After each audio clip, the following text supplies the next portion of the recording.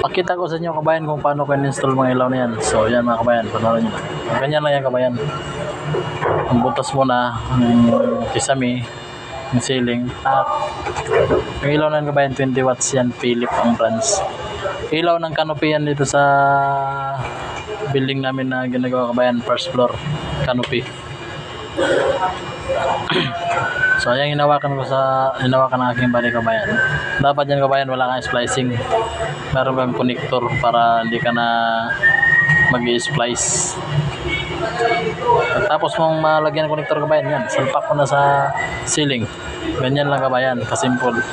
Kung gustong matutong electrician kabayan, dapat doon ka sama-sama sa mga taong marunong magturo kabayan, hindi yung habang buhay ka lang nauutusan. So ayun kabayan, pangatlong ilaw na yun kabayan, kaya bumaba na ako. Dahil baka bumagsak yung aming pinatungan, kaya dito na lang ako sa baba. So lahat ng mga butas na yun kabayan, nalagyan namin ng ilaw yan, papunta doon sa dulo. Yan ang pinakaharapan ng first floor kabayan. Sa harap ng highway na yun kabayan, maganda ang pwesto ng building na to. Pabor na pabor sa nangungupahan ng building na to.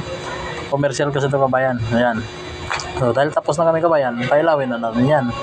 Yung kabayan, pinailaw na namin yung harapan. Pero meron pa yung kasama kabayan, paikot sa building na to. Yan, front side lang talaga yan sa first floor.